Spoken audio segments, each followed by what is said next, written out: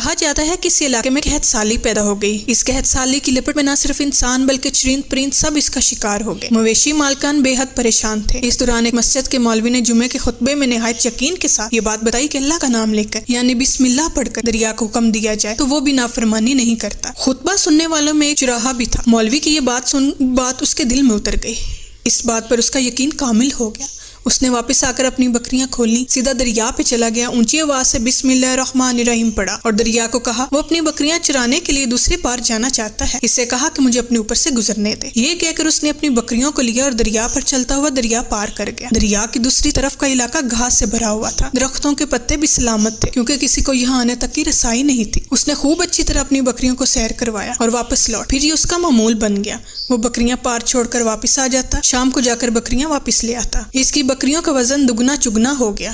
لوگ چونک گئے۔ اس سے پوچھا کہ وہ اپنی بکریوں کو کیا کھلاتا ہے۔ وہ سیدھا سادہ اور صاف دل نوجوان تھا۔ اس نے صاف صاف بات بتا دی کہ جناب میں تو بسم اللہ الرحمن الرحیم پڑھ کر دریا پر چل کر اپنی بکریاں دوسری طرف چرانے لے جاتا ہوں۔ یہ بات سب نے سنی مگر کسی نے اس چرواہے کی بات پر یقین نہیں کیا کیونکہ یہ ناقابل یقین بات تھی۔ مگر بات ہوتے ہوتے مولوی صاحب کے پاس پہنچ گئی۔ مولوی صاحب نے اس چرواہے کو بلایا اور سارا ماجرا پوچھا۔ اس چرواہے نے مولوی صاحب کو ہی حوالہ بنا لیا کہ مولوی صاحب میں تو آپ کا شکریہ ادا کرنے والا تھا، آپ نے جمعہ کے خطبے میں جو نسخہ بتایا تھا کہ بسم اللہ کہہ کر دریا کو کبھی حکم دو تو وہ بھی انکار نہیں کرتا، تو میں تو بس آپ کے نسخے پر ہی عمل کر رہا ہوں۔ مولوی صاحب حیرت سے اس کے چہرے کو دیکھتے رہے۔ مولوی صاحب نے کہا بھائی صاحب ایسی باتیں تو ہم ہر جمعہ میں کرتے ہیں، فقط ان کا مقصد لوگوں کو ایمان بنانا ہو، مگر بکریوں والا ڈٹا رہا کہ میں تو بسم اللہ کہہ کر پانی پر چلتا ہوں اور بکریوں سمیت پانی پار چلا جاتا ہوں۔ آخر کل مولوی صاحب نے صبح خود یہ تجربہ کرنے کے لیے ٹھانی، جیسے دیکھتے چرواہے سمیت پورا علاقہ بھی آ گیا۔ مجمع زیادہ تھا۔ مولوی صاحب نے ایک دو بار سوچا کہ انکار کر دوں کہ کہیں ڈوب نہ جاؤں، مگر وہ جو مولوی صاحب کو کندھے پر اٹھا کر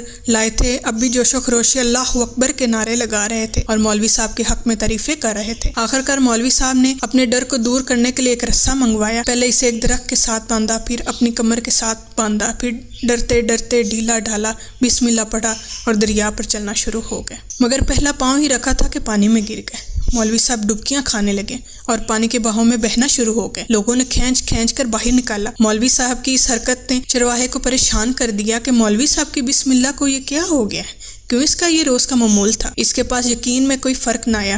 اس نے بسم اللہ کہہ کر بکریوں کو پانی کی طرف اشارہ کیا اور خود ان کے پیچھے چلتا ہوا پار چھوڑ کر واپس بھی آ گیا۔ لوگ اسے ولی اللہ سمجھ رہے تھے اور اس کے حق میں نعرے لگا رہے تھے، مگر وہ سب سے بے نیاز سیدھا سادہ انسان تھا۔ وہ مولوی صاحب کے پاس پہنچا اور کہا مولوی صاحب میں آپ کی بسم اللہ کی تعریف سے کافی پریشان تھا، مگر پانی پر چلتے ہوئے مجھے آپ کی بسم اللہ کی بیماری کا پتہ چل گیا۔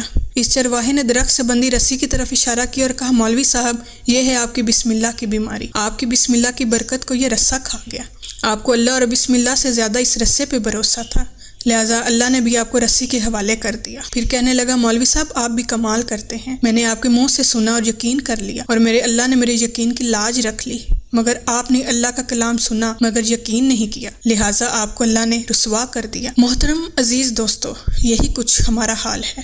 ہماری نمازوں اور ہماری دعاؤں کا حال بھی یقین سے خالی ہے۔